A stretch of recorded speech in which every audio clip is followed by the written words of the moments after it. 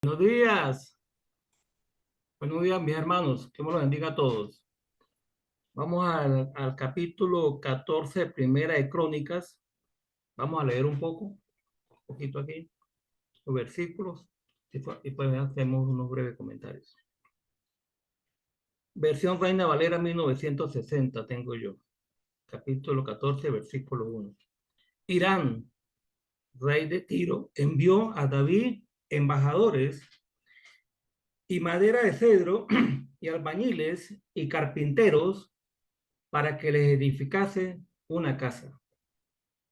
Y entendió David que Jehová lo había confirmado como rey sobre Israel y que había exaltado su reino sobre su pueblo Israel.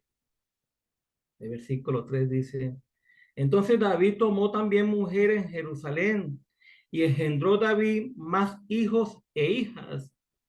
Y estos son los nombres de los que le nacieron en Jerusalén: Samúa, Sobá, Natán, Salomón, Ibar, Elisúa, El Pelé, Noga, Nefe, Jafía, Elisama, Bellada y Elifele.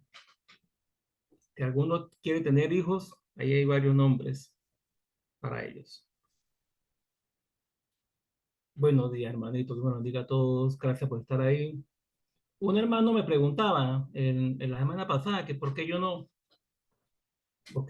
daba un mensaje en la semana de aniversario. Entonces yo le, le, le explico por qué, porque yo quise dejar que los hermanitos, las hermanitas que de alguna manera están todo el tiempo con nosotros, en estos 3 años, hicieran su comentario, cómo le parecía el café con Dios. Me gustó mucho escuchar a hermanos como Machuca, que saludó en esa semana, y las hermanitas, Dina, Emma, Malde, Ángela, Aida con su poema. Estuvo muy lindo todo y me pareció muy bueno escucharlos. Quizá la hermanita que tendrán que esperar otro año para hacer algún comentario sobre lo que es Café con Dios para el 2024, pero me gustó mucho. Me gustó mucho sus palabras. Este, Respondiendo a la pregunta al hermano que ¿qué me parece a mí el Café con Dios? Yo les puedo decir en este momento que para mí es un gran discipulado. Un gran discipulado. Creo que Café con Dios inventó el discipulado virtual. Yo no sé si cuando Jesús mandó la gran comisión pensó en eso. Yo creo que sí, por su poder. Y hacer discípulos en todas las naciones y enseñándoles que hagan todas las cosas que yo os mando. Y aquí yo estoy con vosotros todos los días hasta el fin del mundo.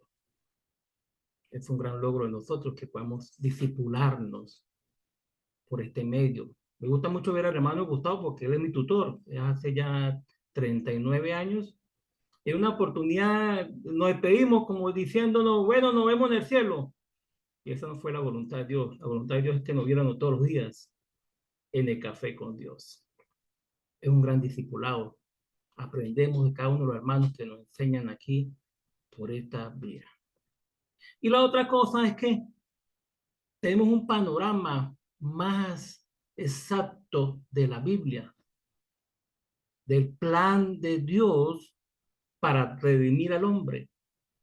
Porque leer libro por libro, capítulo por capítulo, se nos abre un panorama mejor. Porque a veces nosotros hacemos votos, más que todo en los primeros días de los años, entrando el año, uno dice, voy a leer la Biblia todo el año. Pero no, termina enero y uno no ha pasado ni siquiera unos 2 3 capítulos de la Biblia, pero con Café con Dios eh, saltamos eso. Y en este momento estamos en el libro de Crónicas, que es un libro maravilloso, que yo pienso que enseña mucho. Hay que considerar siempre cuando leemos los libros de la Biblia, quiénes son los primeros que reciben estas enseñanzas, ¿no? Y después, ¿qué nos puede servir a nosotros? Y aquí en el capítulo 13, que enseñó el hermano, ayer el hermano Alexander, nos hablaba de que David está intentando llevar el arca del pacto, el arca de Dios, a Jerusalén. Y me gustó mucho porque dice que ese arca, dice el versículo 3 de capítulo 3, dice, traigamos al arca de nuestro Dios a nosotros, porque de los tiempos de Saúl no hemos hecho caso de ella.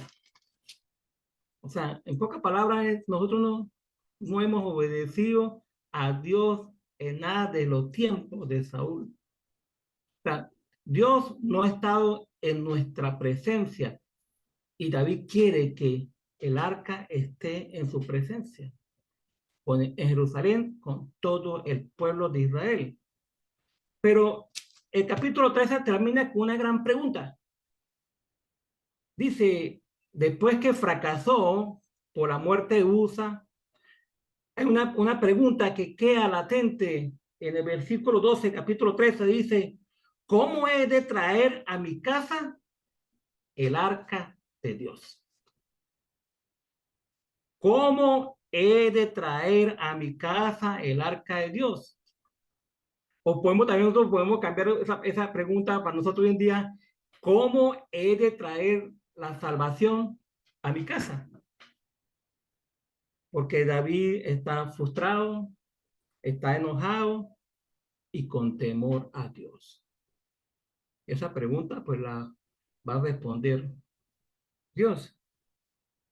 En el versículo 10 de ese mismo capítulo 13, después que pasó que Usa, llevando el arca en un carro nuevo, toca el arca, dice el versículo 10, y el furor de Jehová se encendió contra Usa y lo hirió, porque había extendido su mano al arca y murió allí delante de Dios. Y David tuvo pesar porque Jehová había quebrantado, eso es lo que significa la palabra Pérez, había quebrantado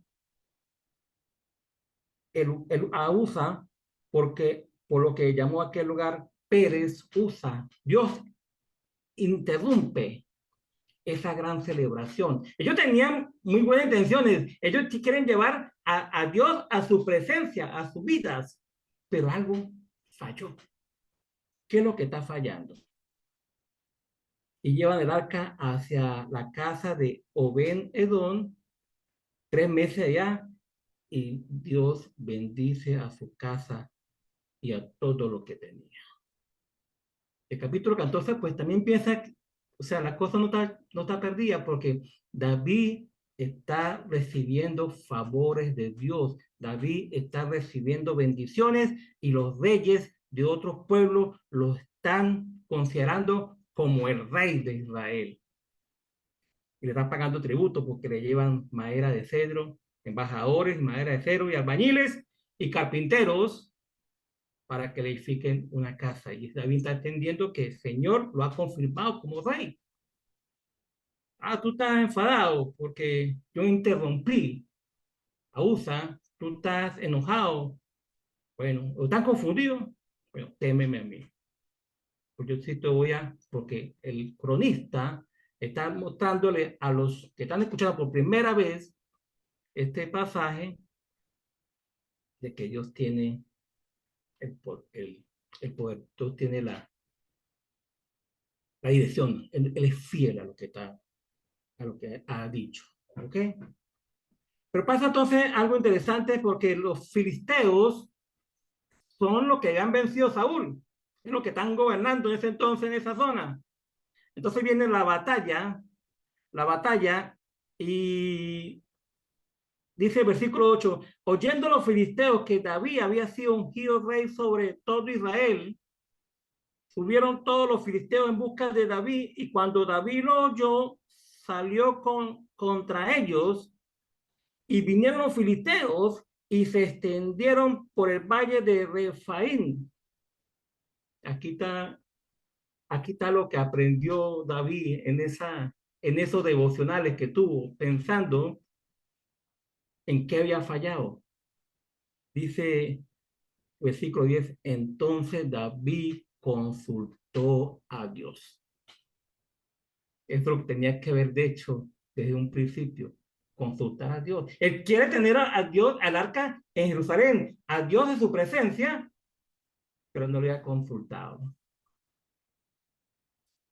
No había pedido qué es lo que tenía que hacer. Diferente a lo que pasó Saúl, al rey anterior. Saúl, en el capítulo 10, en versículo 13, dice, al final del capítulo dice, versículo 13, así murió Saúl por su rebelión, con que prevaricó contra la palabra de Jehová, la cual no guardó, y porque consultó fue a una adivina, y no consultó a Jehová. Por esta causa lo mató y traspasó el reino a David, hijo de Isaí. Entonces, la cuestión era consultar a Dios. Ese fue el aprendizaje. Nosotros consultamos a Dios todos los días. Cuando le invocamos, reuniéndonos así, como estamos hoy en día, escuchando su palabra, que Él nos diga qué es lo que tenemos que hacer para bienestar personal y bienestar de familia y para el bienestar de todos los que nos rodean. Entonces dice el versículo 12 y dice 10, entonces consultó a Jehová Dios diciendo, subiré contra los filisteos, los entregarás en mi mano. Y Jehová le dijo, sube, porque yo lo entregaré en tus manos.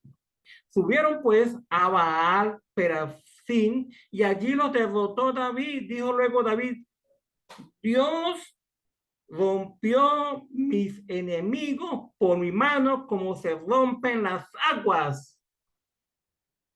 Antes Dios se irrumpió, quebrantó, a Usa, hubo muerte. Ahora lo que hay es victoria, porque él consultó a Dios. Usa la misma expresión, quebrantó, rompe las aguas. Por eso llamaron el nombre de aquel lugar Baal Perasim, porque Dios quebró, quebrantó, interrumpió. Porque cuando las cosas se hacen de acuerdo a su santa voluntad, Dios da la victoria. Pero cuando lo hacemos a nuestra manera, aunque tenemos muy buenas intenciones, hermanitos, porque él tiene una buena intención, David, llevar el arca que tiene mucho tiempo abandonada por allá, que los filisteos la tuvieron que regresar porque no podían tenerla. ¿Por qué? Porque se habían olvidado de Dios. Toda la historia del libro de los jueces, eso, se olvidaron de Dios, de su presencia. Él tenía buena intención, pero lo estaba haciendo a su manera y no consultaba a Dios. Esa es la enseñanza. Tenemos que consultar a Dios.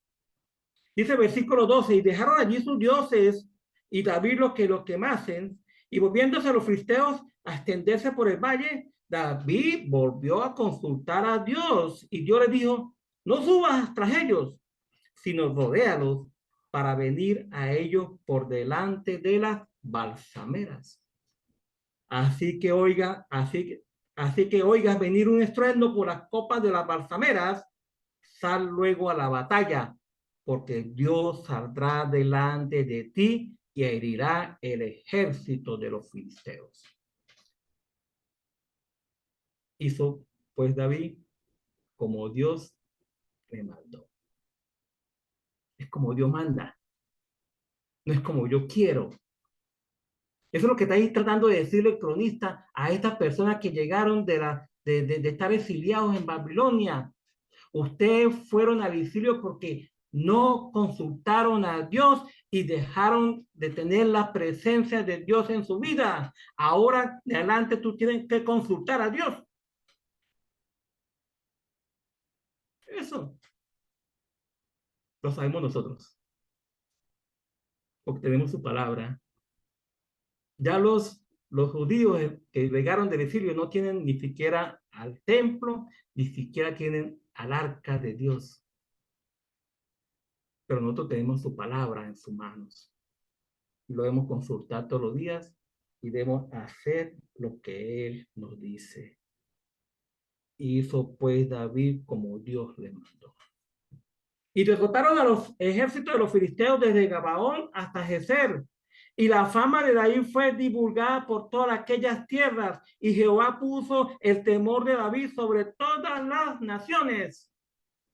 Antes tenía temor y estaba confundido y enfadado por la muerte de Usa porque Dios había quebrantado. Ahora el temor de David está sobre todas las naciones. Cuando leí que David tuvo hijos e hijas, Dios lo está bendiciendo porque el cronista está diciéndole a aquellos pueblos de Israel que regresaron del exilio, de que por ahí viene el rey que Dios ha prometido, que es de justicia y paz. Eso de quebrantar ya lo hemos aprendido mucho. En el libro de Levítico, en el capítulo 10, cuando nos hacen las cosas como Dios manda, encontremos el ejemplo de Nadab y Abiú, hijos de Aarón. Tenían muchas ganas de adorar al Señor, pero ofrecieron incienso y fuego extraño y fueron quemados inmediatamente. Pero en el Nuevo Testamento, cuando está iniciándose la iglesia, hermanos, cuando está la iglesia en pleno crecimiento, en el capítulo 5 del libro de Hechos está la historia de Ananías y Zafira, que ya todos conocemos.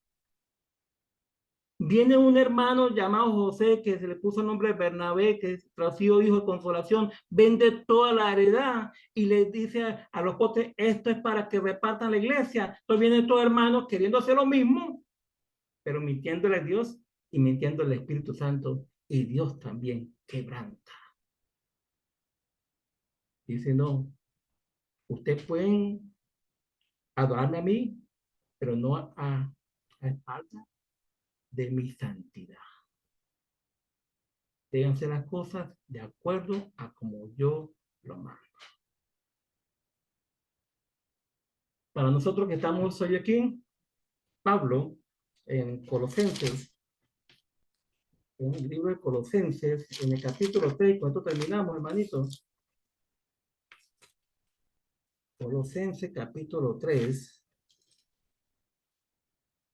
el versículo 15, dice Pablo a los colosenses, y la paz de Dios gobierne en vuestros corazones, a las que sí mismo fuiste llamados en un solo cuerpo, y sé agradecidos.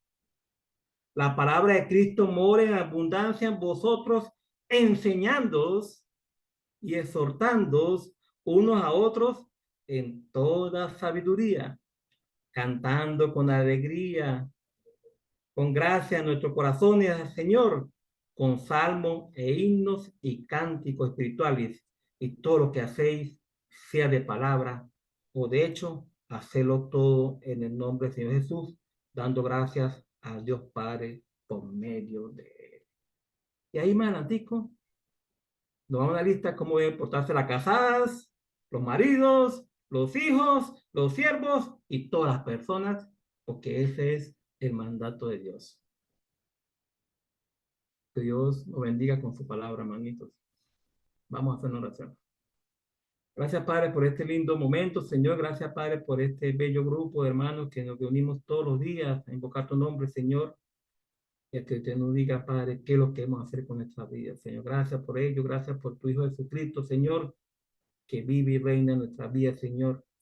Y que es la promesa que le hizo a todos aquellos pueblos de Israel que nosotros estamos viviendo, Señor, como el Hijo de David, Padre, el Rey, Señor, de paz y de justicia, Padre Santo. Gracias por todas las bendiciones, Padre, en nombre de Cristo Jesús. Amén. Thank you very much. I love you.